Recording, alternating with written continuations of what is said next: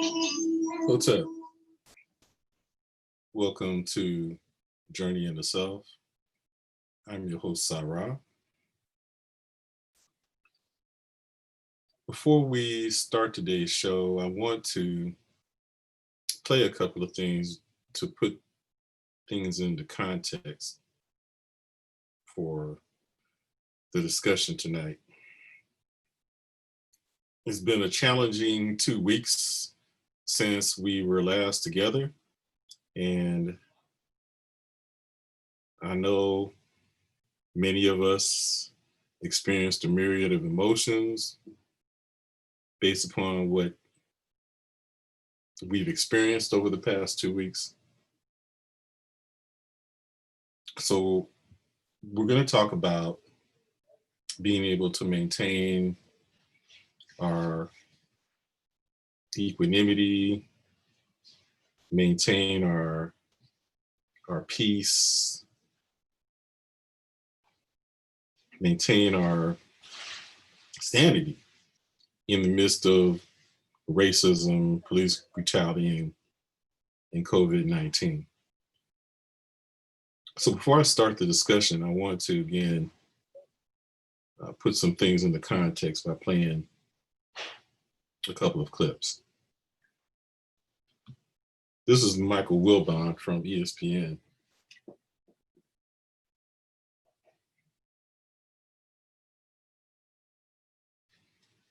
I have no idea what will happen next. I imagined it last night. Yeah, you can see it coming, Tony. Before Doc even talked, just listening to players, I talked to a few people in the bubble and a lot of people outside of it, and this was percolating. Yes, because the short term, Tony, is to get people to stop killing folks. That's the short term. That's the short term goal. Stop shooting me. Stop. Make it so that I am not afraid to see a police car driving down the Dan Ryan in Chicago or the Beltway in Washington, D.C., or wherever the hell you want to be, the 405 in L.A. Make it so that I can not look over my shoulder at a police car and worry if my son is going to be safe in the car. These are the immediate questions that we are dealing with, and this is the emotion you heard in Doc's voice. And how, look, think about the complexity for Doc, the perspective. His father was a cop. I knew Doc's father. I mean, it's so difficult, and the point of view can be different from person to person, but the first goal is stop killing people. And Tony, I told you all spring, I am not singing Kumbaya. I don't believe that the country has made a turn. I don't, because people are still getting shot. When people are not shot anymore, then I'll say, okay, let's hold hands and sing Kumbaya. But I told you all spring, I'm cynical about this. This is why. Kenosha, Wisconsin is why. That was Michael Wilbon from ESPN as he was speaking about the recent shootings. I could say shootings, or I could say shooting, but there's been more than one.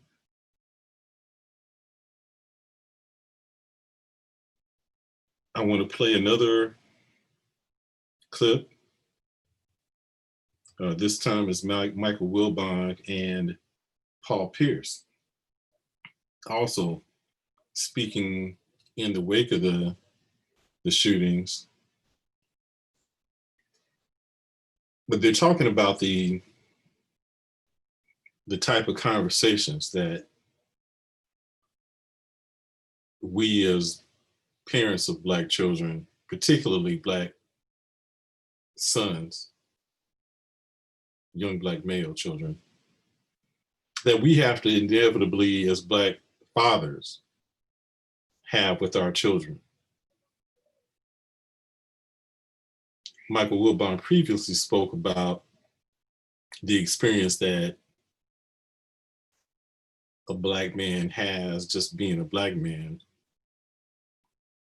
feeling discomforted anytime we're in the presence of a police officer. Reflexively, if we notice a car colored black and white is going to draw our attention. We'll take notice of it. We'll look to see if it's the police. And we reflexively know that we have to comport ourselves a certain way. We know that there's a possibility that we're going to have an encounter with the police. And we also know that there's a possibility that that encounter is going to be negative. So let me just go ahead and play this clip from Michael Wilbon and Paul Pierce from ESPN as well, speaking about the crucial conversations that Black fathers have to have with their children. Something that white males, white fathers never have to consider when they're talking to their sons. A white father will talk about the birds and the bees, coming of age, responsibility. They may talk to them about investing in the stock market. But these are the conversations that we have to have with our children.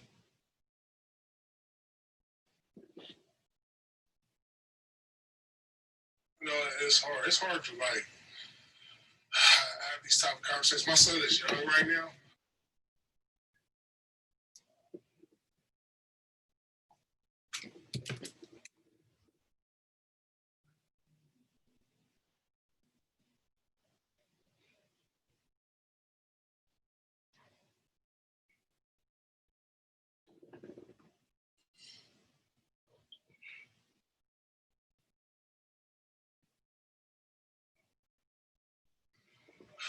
These type of conversations. My son is young right now. He's 7, so he probably won't understand it until he gets a little bit older. But it made me think back to when I was a kid, like growing up in Inglewood and Oakland, California, that when I would be outside playing baseball or football or basketball, just in the street or something, when a cop rolled by, I ran. See, I never got this talk about, black and white and cops and young black men. I never got to talk, but it was just like it's like everybody knew when cops came down the street, we ran. And then we look back, and I didn't understand that as a kid. I'd be like, damn, why we run? We're not doing nothing. And today, I can see why. We're scared of. We're scared of cops.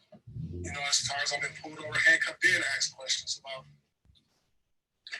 nothing, just nothing. And then so this is tough when I continue to see this in this day and age. This was early 90s I went through, but to see it today, and finally we have a voice to speak on it, and now there's tapes. Because when I grew up, there was no tapes. It's just something you knew that you heard from friends, and the things that happen. Now we have video of it, and it continues to happen. That's the sad part. Wilbon, I know you have a young son. How are you helping him process everything that's happening right now? Well, he's a little older than Paul's son. He's 12. But, at 12, Maria, we're on the ramp toward, Dad, can I drive the car? We're on the ramp. And I've got a 19-year-old nephew who's here in Chicago, and he is driving. And during the pandemic, in the immediate aftermath of the George Floyd murder, they were captive. There was nothing else to do, and so they were going to have the talk. And I'm sure, as difficult as it is to have a talk, we heard that with the emotion pouring out of Robert Horry. We're not talking about something that needs discussion once. This is ongoing. This is continual.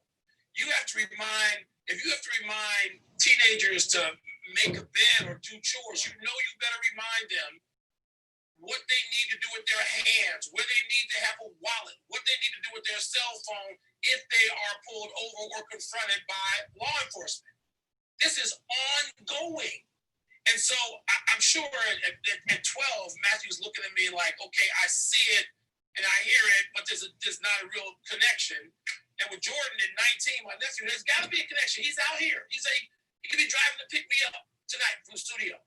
What happens if he's pulled over? Chicago's like a police state right now in downtown, around Lake Michigan, Michigan Avenue, all the places the tourists see. It's like a police state. What happens if?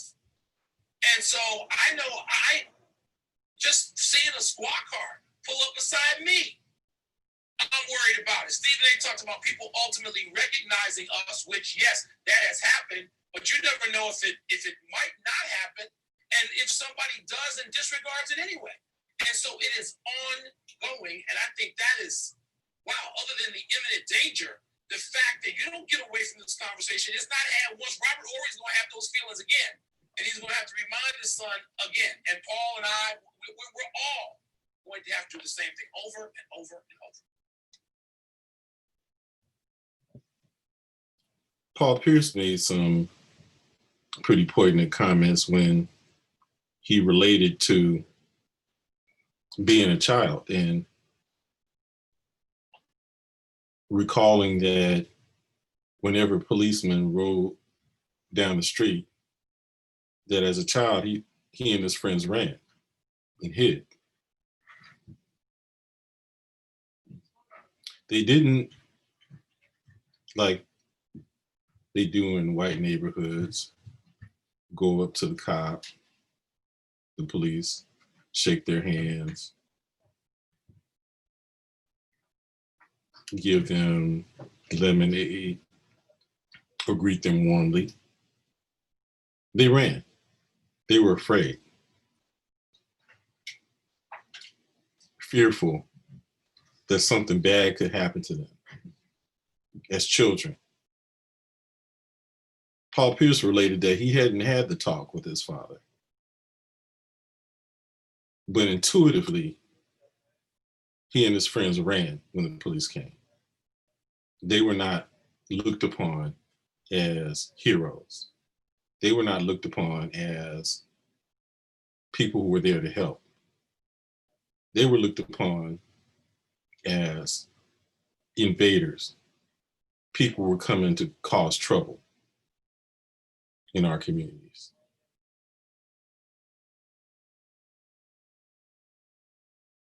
And they talked about then having the talk. But the talk for us is not the same as it is in the white community. The talk is about how to handle yourself in the presence of the police if you happen to be pulled over. Because we know that that could be a dangerous encounter and could cost us our lives.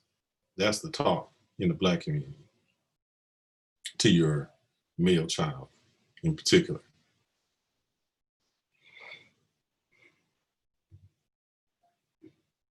And then they talked about, particularly Michael Wilbon, talked about the fact that not only is he fearful about his children, knowing that he has to give the talk to them because as young Black men, they are targets of the police, but that he, as a Black man, as a celebrity, even he, regardless of social status, and that was something that I heard a white person use as a justification for saying that there is no racism, that it's a class issue. Well, Michael Wilbon's getting paid pretty well, but he's still fearful of being accosted by the police as a well-known, not only someone who's well-to-do, but someone who's recognized, a national figure. He's still fearful that he can be pulled over and accosted by the police because it's happened. It's happened to famous athletes. It's happened to politicians. It's happened. Social status has nothing to do with it. It's all based upon race.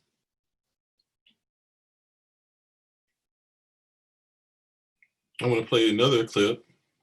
This one is from Sister Maria Taylor, another ESPN host. And she relates a story about her brother. The whole world works for the Atlanta Police Department. My father was in the FBI for 27 years. So one thing I understand is public service and I understand law enforcement, but it didn't change the conversation that my dad had with my brother when it came to police. The one word he said is comply or die. Yes. Could you imagine sitting your son down and saying, if you do not comply, you could die? And then my brother turns 19. He's already been pulled over several times before. And a cop asks him if he can search the car. My brother complies so he doesn't die. He goes and searches his trunk, which know your rights. You do not have to open your trunk or your glove compartment when a police officer comes to you. And he claims that he saw sticks and stems in the back. You know where they took my brother? Straight to jail. They didn't ask him any other questions. They were ready to charge him. My dad just happened to be home. Thank God he was off from Washington, D.C., from the Federal Bureau of Investigation. He had a day off. And he walks up to that jail and he says, you guys have my son here. What happened? The police officer says he has some stems and sticks in the back and I'm not sure what they are. So we brought him in for questioning. And my dad said, before you say anything else, I'm an FBI agent. I'm a special agent. I've been here for 20 years. So what do you want to tell me? And the police officer said, why didn't he just tell me that he was the son of an FBI agent? What if my brother didn't have the privilege of having a father who worked for the government? He would have a rap sheet right now. And my dad told that officer, he was like, okay, I know that your job is to keep bad people off the street, but it's also your job to keep good kids out of the system. Our problem is good kids too often end up in the system. And then that's amplified by the videos we're having to watch of young Black lives that are being taken from their sons, their daughters, their family. That could have been my brother. Comply or die. Comply or die. That is the only thing that we are able to tell our young Black sons. Comply or die. Her brother had not committed a crime. He was pulled over and accused of having sticks and some debris in his car and was called in for questioning. And the only reason he wasn't thrown in jail for some nefarious charge was the fact that he just happened to have a father who was an FBI agent who was able to get him out. As she said, imagine if he did not have that privilege.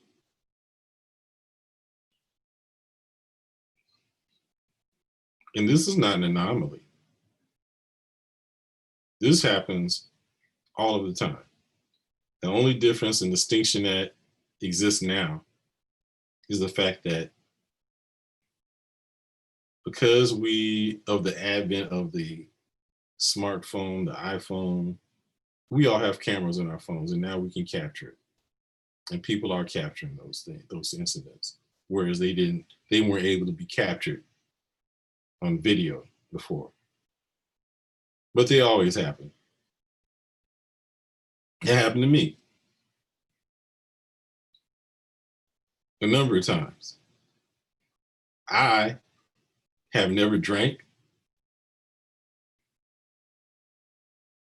never done drugs, don't smoke anything, ever, never have, never will.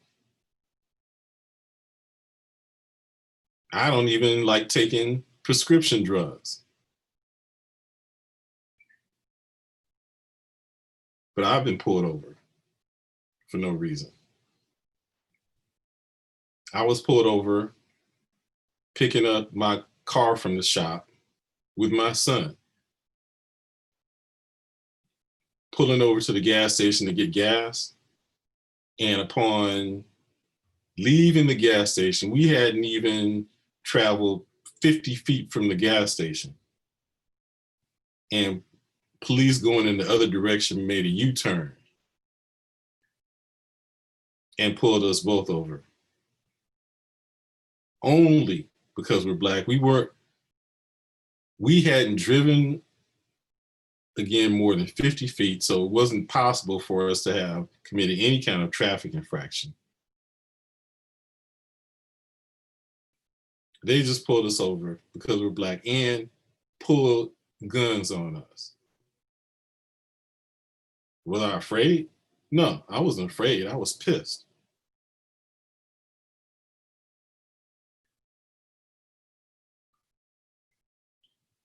But every black man can share a similar story about being pulled over for no reason other than the fact that we're black.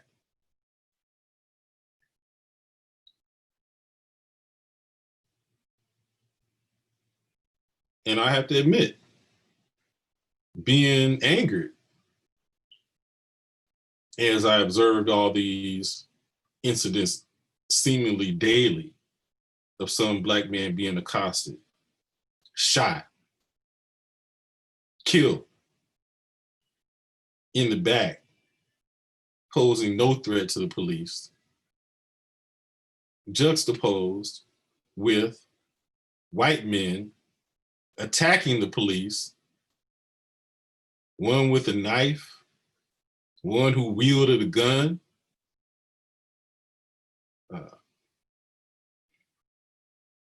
Another one who took the police men's batons and beat them with it and stole their patrol car. Greetings, Brother Earl. Stole their patrol car. Not one shot was fired. Another one in a parking lot fought against a policeman, fisticuffs. Backup came. Not shot, not even tased. Even in a department store. A black man walking away gets shot and killed. I'm going to share another video. Gift of empathy. And this is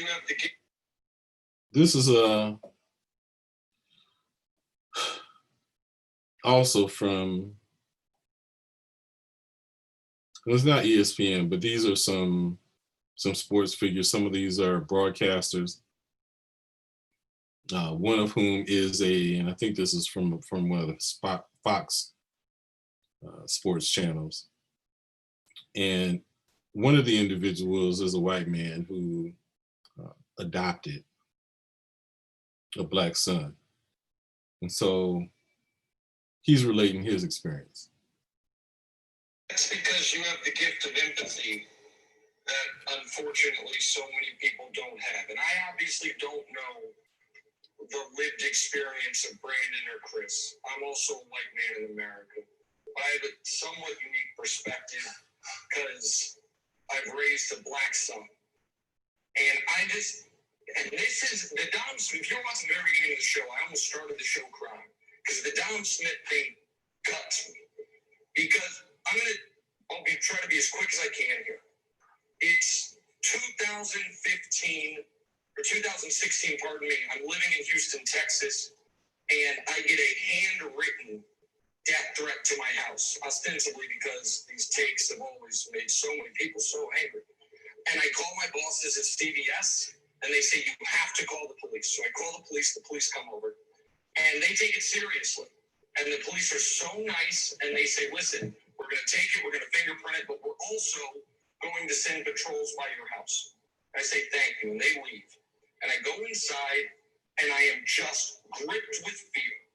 Because at the time, it's 2016, so I have an 18-year-old, 6'2" black son who's in high school, who's always over at the house with his friends. And I say, I just signed up for the cops to come by this house. That is a tax that black families and black people have to deal with that most white families never consider. Go forward.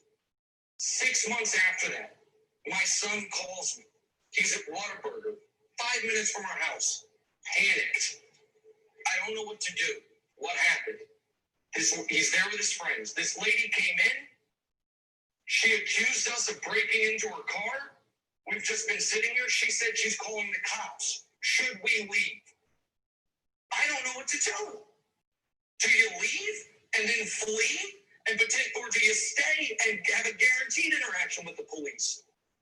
Smash cut, 3 months later, I've moved. I'm in LA. I'm commuting back and forth. My son calls me on a Saturday morning, says, Mom's mad at me because I was so late last night. I haven't told her what happened. I think she'd be scared. What happened? He's walking through our neighborhood, home from his great friend Lucas's house. Sheriff's deputy comes by, fits the description, home invasion suspect. He's on the curb with 5 cars come up, 5 big, giant sheriff's SUVs, running his name. Where do you live? Why don't you have ID? Because he's a damn kid. And that, so I don't care the folks that try to manipulate the statistics and say, well, actually, your odds of being killed by the police are, that's not what it is. Either you have empathy and the ability to understand that for Black Americans, that is the tax they have to pay every day. That their kids don't get to be full-blown kids once they're 8, 9 years old. Tamir Rice was 12, can't play with those toys no more. That you've got to tell your sons and daughters, but particularly your sons, teach them 10 and 2, yes sir, no sir, doesn't. In theory, you have constitutional rights, but those only exist once you get home. In the face of an interaction with the police, you get yourself out of there as quickly as possible. You call me, you do what you can, and it's just so goddamn scary.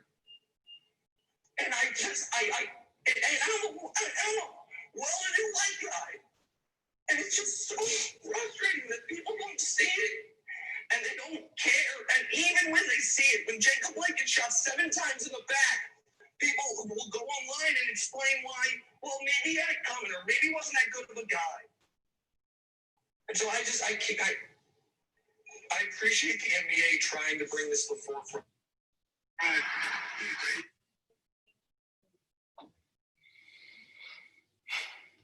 So that was a white man who adopted a Black son. And you can hear the emotion in his voice. Not knowing what to do, he probably didn't have the talk.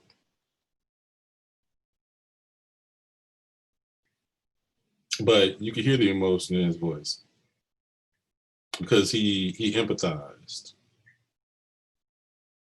by being able to relate to the Black experience with law enforcement through the eyes of his son. And he could understand it because of the experience, his personal experience through his son. But as he pointed out, you have other people looking at these instances of injustice, looking at the Blake situation,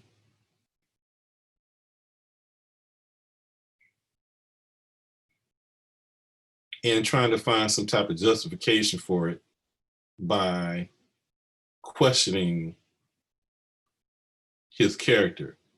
Same with George Floyd, questioning his character. Well, he was a former felon. He committed some other crime. He cheated on his woman. You know, anything to justify the killing of a Black man, the brutalization of a Black man, or even Black women for that matter. Because there have been certain circumstances, Breonna Taylor and others who have been killed by the police for no reason, or accosted and abused just by being Black. But there's no empathy. And I'll say it, you know, there's no empathy coming from a great number of white people, sorry to say. And that includes people who would call themselves spiritual. We saw Central Park Karen, who referred to herself as a liberal, so-called. But she didn't hesitate to try to have a Black man murdered. In this situation, his son had to deal with being called, having the police called on him, on his son, excuse me, because he and his friends were accused of breaking into her car when they were sitting inside the restaurant. Well, who are they going to believe?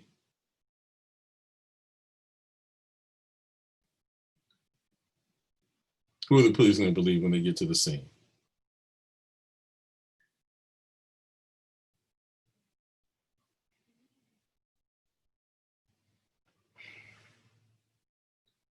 So we talk about spirituality on this show. And spirituality isn't just some intellectual ideas to discuss, things that sound good, things that we can impress our friends with, things that we can tell others so they can improve themselves.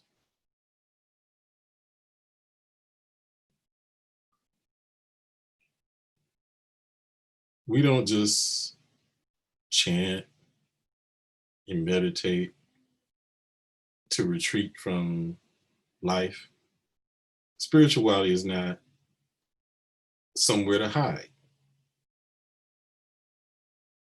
Spirituality is not about being able to say that I'm spiritual, I don't see color.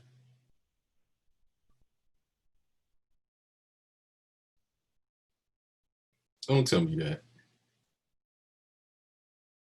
You do see color, but you're ignoring the effect of it, the adverse effects of it, the benefits that are accrued as a result of it,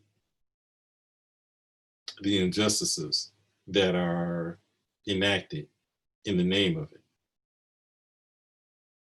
Racism is systemic.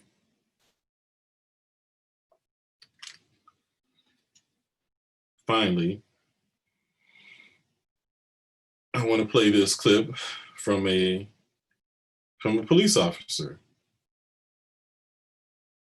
who was fired.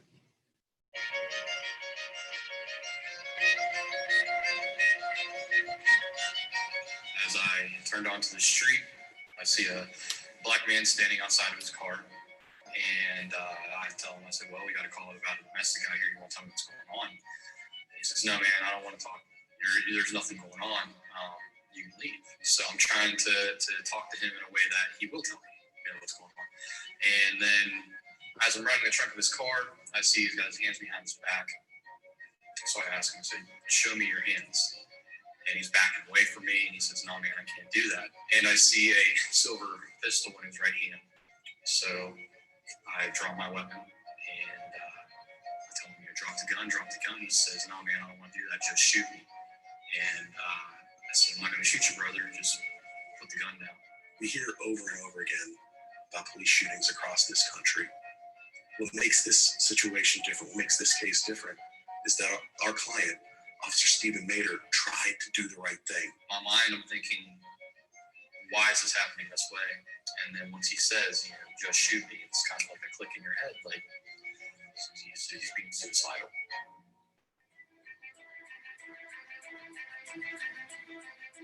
It was a matter of seconds between me initially contacting, coming into contact with him to when the other officers had arrived. The other officers get out of their vehicles, their weapons are drawn, and they're yelling, put down the gun, and then within seconds, as he's waving the weapon, one officer ended up firing 4 shots, and the last one hit the man in the head.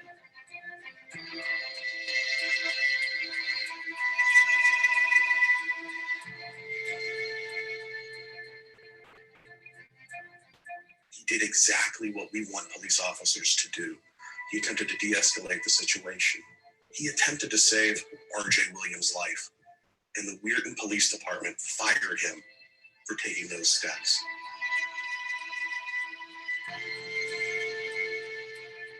Officer Mader had received extensive training on de-escalation and dealing with people who are suicidal through his time in the U.S. military. He was a Marine in Afghanistan, and he's a military police officer in the National Guard. So he knew how to handle that tense situation when it arrived. But he received that training primarily through his military service. We believe that our police departments really need to invest in both de-escalation training and training for dealing with people who are facing mental health crises. It can save lives. Someone calls the police at their worst time. You don't want to go in there giving them the mindset that the police aren't here to help. You want to give them the mindset that they're there to solve the problem.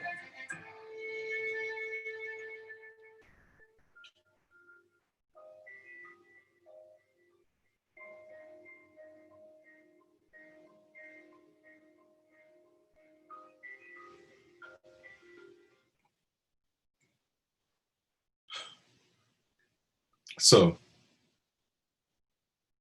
people have made the argument that these incidents are rogue cops, that these are anomalies, that cops on the whole are good guys. But here you heard that a cop who was trained not by the police department, but in the military and in the National Guard to be able to de-escalate a situation and tried to do that and was fired for doing so. And when other police came onto the scene, even though the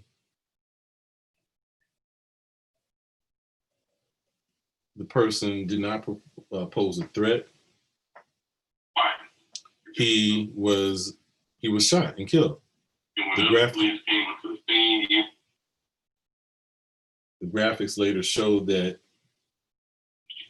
he had an unloaded gun. But when the officer tried to de-escalate the situation, he was chastised, suspended, and fired. So that goes to show that the treatment of Black people, people of color, is a systemic issue, and the expectation of the police department is to escalate the situation, not to de-escalate it. De-escalation is grounds for being fired. De-escalation is not consistent with the practices of the police department. It's expected to escalate the situation. It's expected, and that's why you see the proliferation of these incidents. We have a caller who's holding online and has some comments. Yes, this is Rosa calling from Michigan. Yes. And I would just like to say that we Black people, we know for sure that they don't care. We know the police don't care. We know white folks don't care. We know white Christians don't care. So that's a given. We all know that now. And we are in crisis right now as Black people. And a lot of us are being traumatized by the day. Every time we look at one of those videos, we are being traumatized. There are so many of us suffering from post-traumatic stress syndrome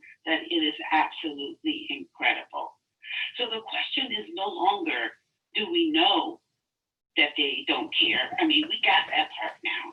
You know, even the FBI in, I think it was 2017, 2018, put out a paper, you know, letting the police departments across the country know that they've been infiltrated by white supremacists, you know.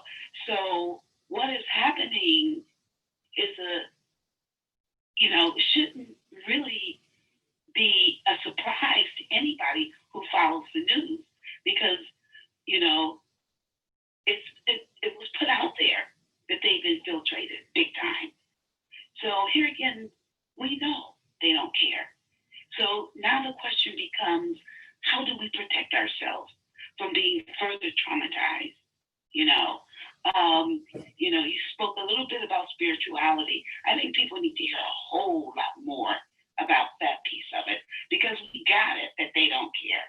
So now we have to take care of ourselves and gather ourselves to the point where we can come together and decide, well, what do we do now?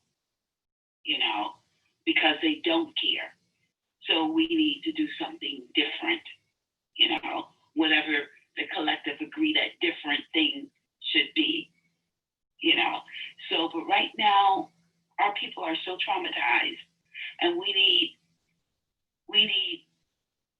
ways to de-stress, and we need ways to handle the fear, because the fear can be paralyzing, you know. So, but if we learn through different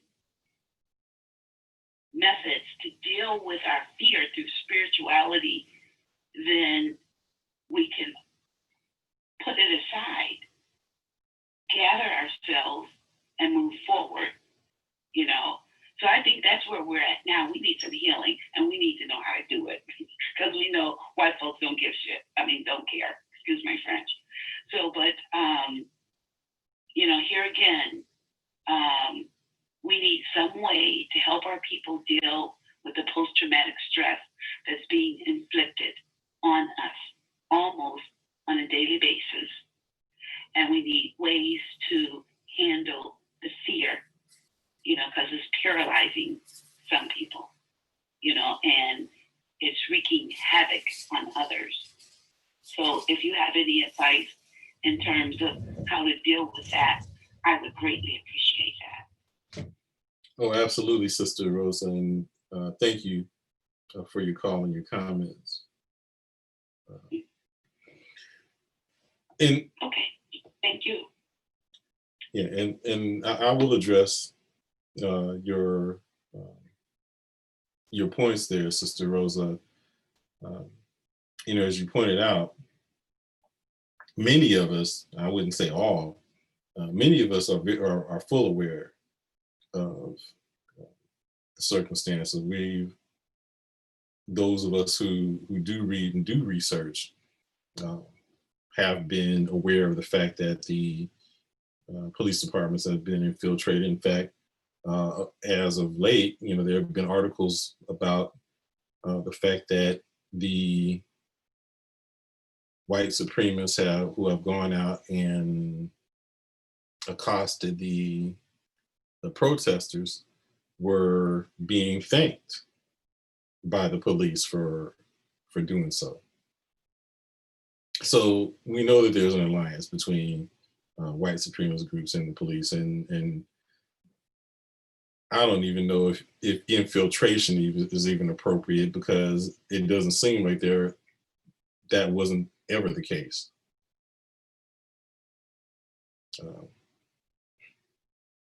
Yeah, I mean, and I'm not going to go into the history of the police, but needless to say, the police department, the origin of the police department was racist to begin with.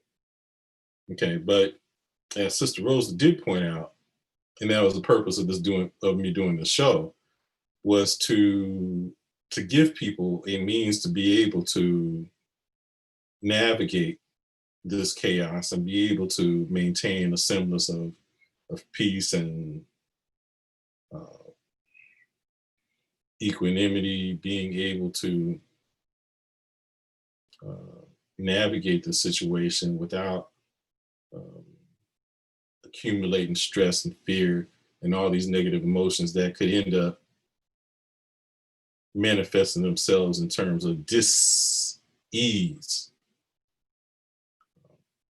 Because holding on to those type of negative emotions will ultimately manifest themselves in our bodies.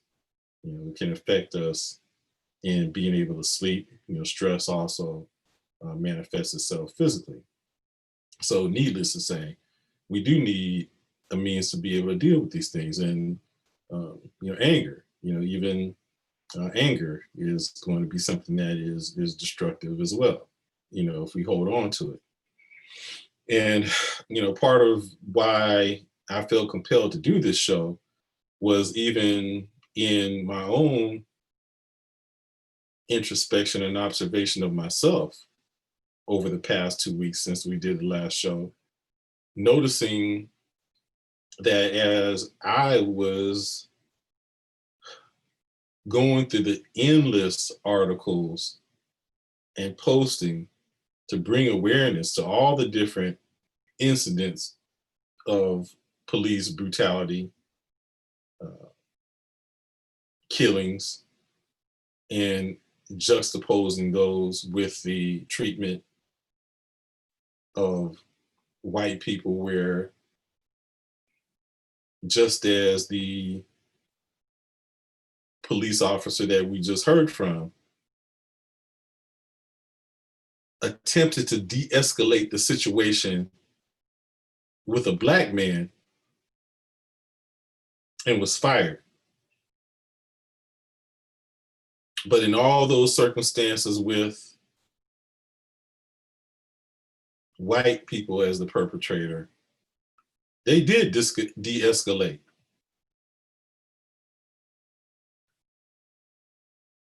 And had no adverse circumstances become them in regards to their employment. And so as I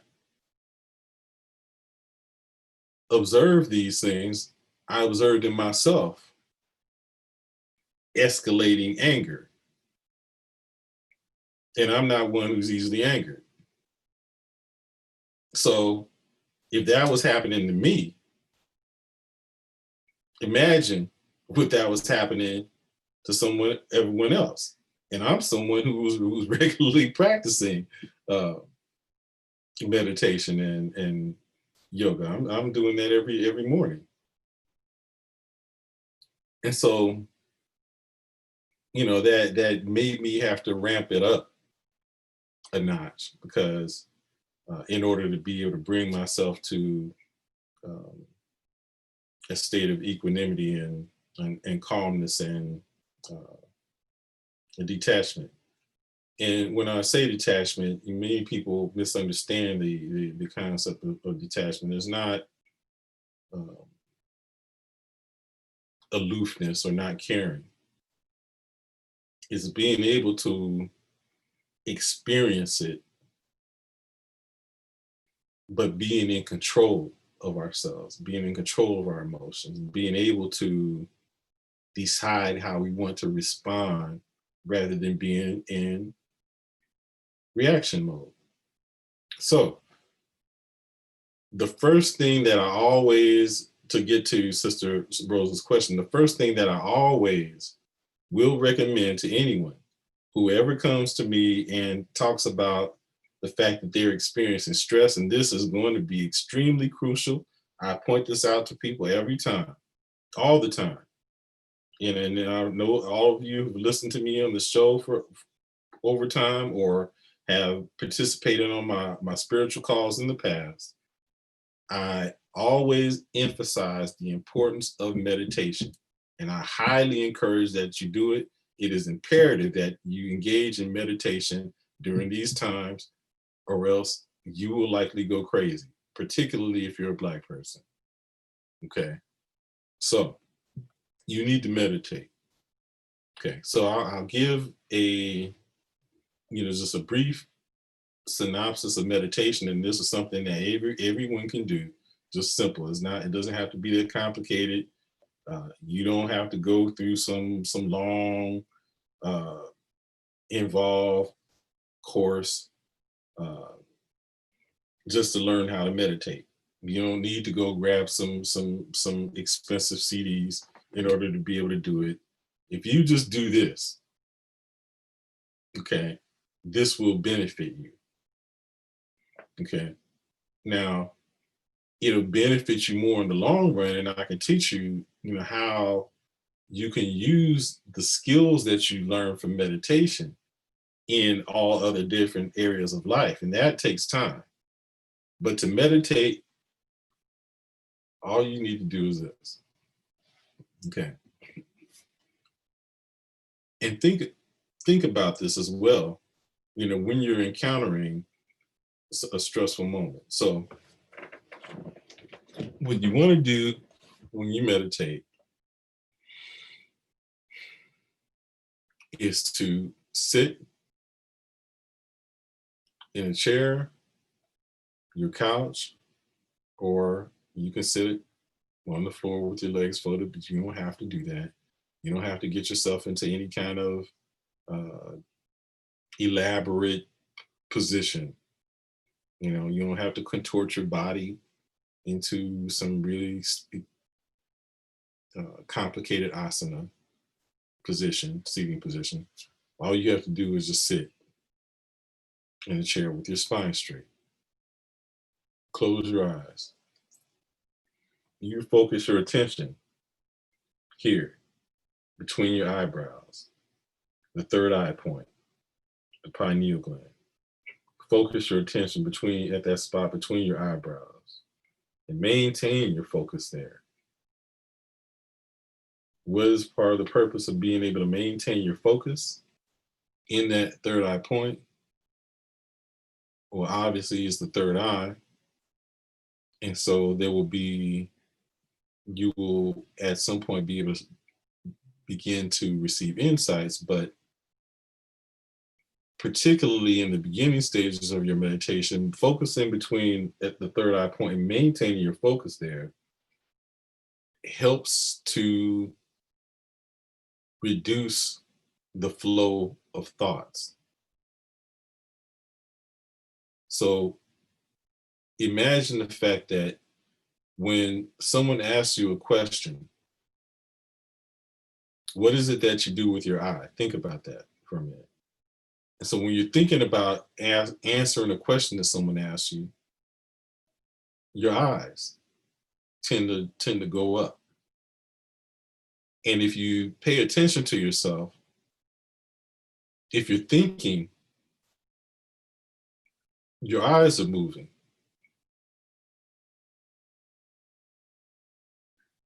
Even when you close your eyes, when you begin to start thinking, you'll notice that when you start thinking, your eyes are moving, even when your eyes are closed. So to slow the rate of thought, one of the things you do is to maintain your focus at one point, at that point between your eyebrows. Maintain your focus there. Relax.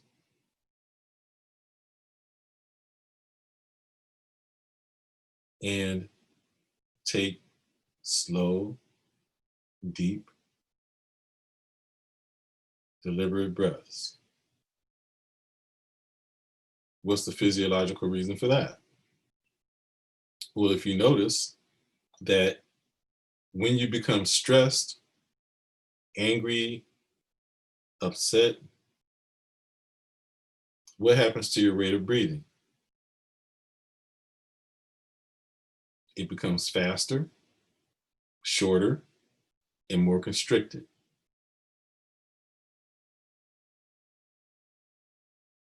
So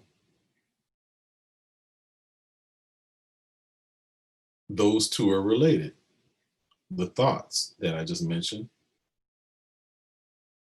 When you become stressed, when you become angry, when you get drawn into a negative emotion, it's all a reflection of what you're thinking about.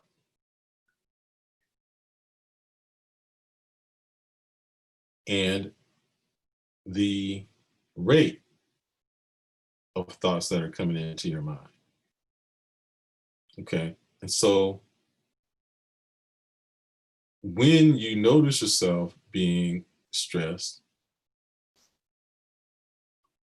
it will be beneficial to suspend and slow down your thoughts. So if you notice again that your physiology is such that you're breathing shorter,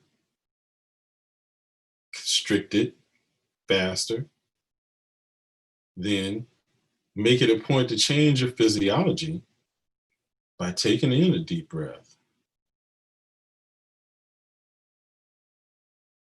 So both focusing between the eyebrow, the third eye point, maintaining an erect posture,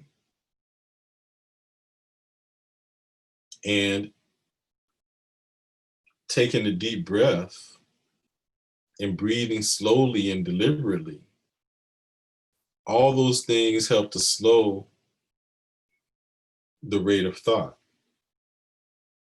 which in turn brings you into a state of calmness, because your state of being is directly related to the nature of your thoughts.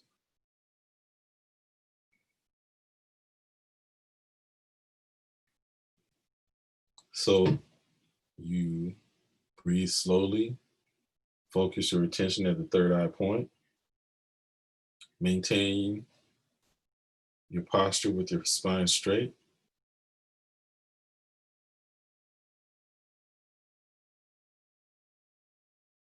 I suggest to help to focus on one thing as opposed to two. You can combine your focus on maintaining your attention at the third eye point and your breathing by imagining that as you inhale, that you're inhaling the air through the third eye. And when you exhale, you're exhaling the air out. So you're both focusing on your breath and maintaining your focus on the third eye point at the same time.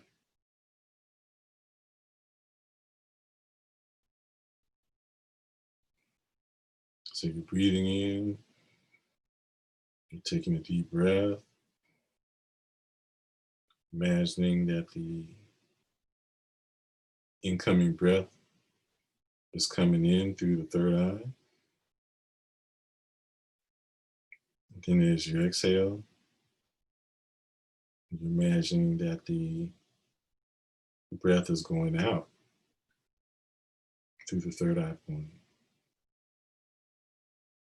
And you're becoming more relaxed. Now, thoughts will come. So it's important to realize that thoughts do not belong to us unless we choose them. So thoughts are just random. They just exist in the universe. They're uh, in the atmosphere, the astral plane.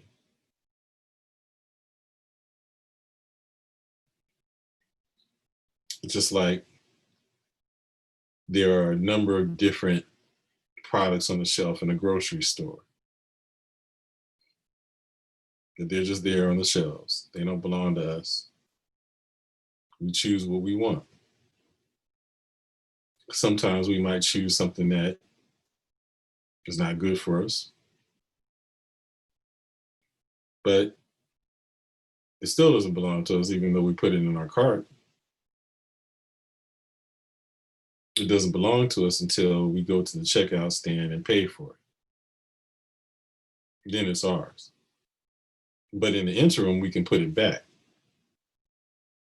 In the same way, we can have a thought enter into the shopping cart of our minds.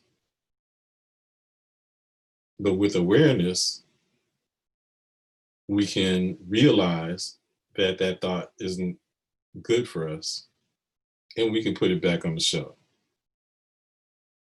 So we develop awareness from the process of meditation. So we start noticing when a thought ends up coming into our consciousness, because it will. So it's important to realize, one, that we didn't create that thought, it just came. And that we can detach from it and let it go. So, 2 skills you just learned. One, to be in observation, awareness, to notice when a thought that doesn't benefit us comes into the shopping cart of our mind, putting it back on the shelf. But the primary, which is what I should have mentioned first, is to learn the skill of detachment. So as you're meditating, you're maintaining your focus at between the third eye point. You're focusing on your breath. So your objective is to, during that time, detach from thought. Not to make thoughts go away, to detach from thought. What do I mean? Detach again means to not give energy to. Okay, so if you're actively trying to get rid of thoughts, then you're giving energy to it, which will in turn attract it to you. So your objective is not to try to make the thoughts go away. It's to withdraw your energy from the thoughts, to detach from them, and just observe them and let them go on their way.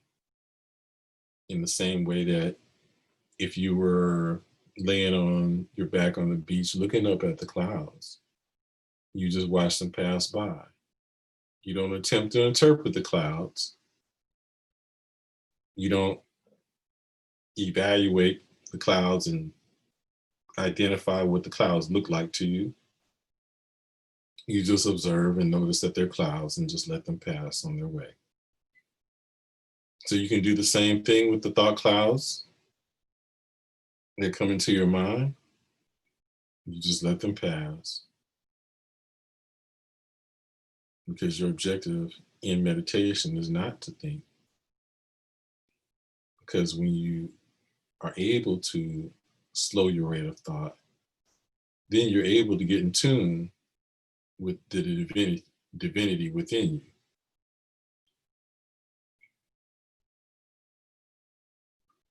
The solutions to our problems don't come from us trying to figure it out with our minds.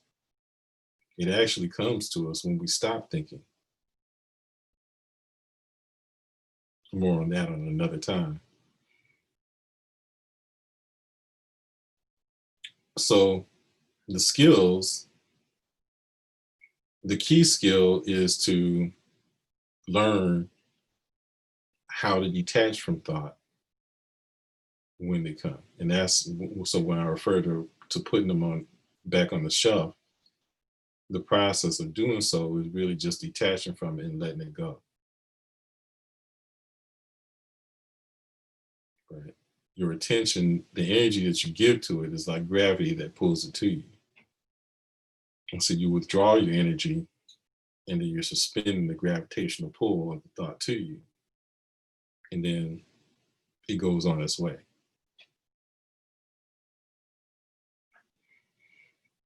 So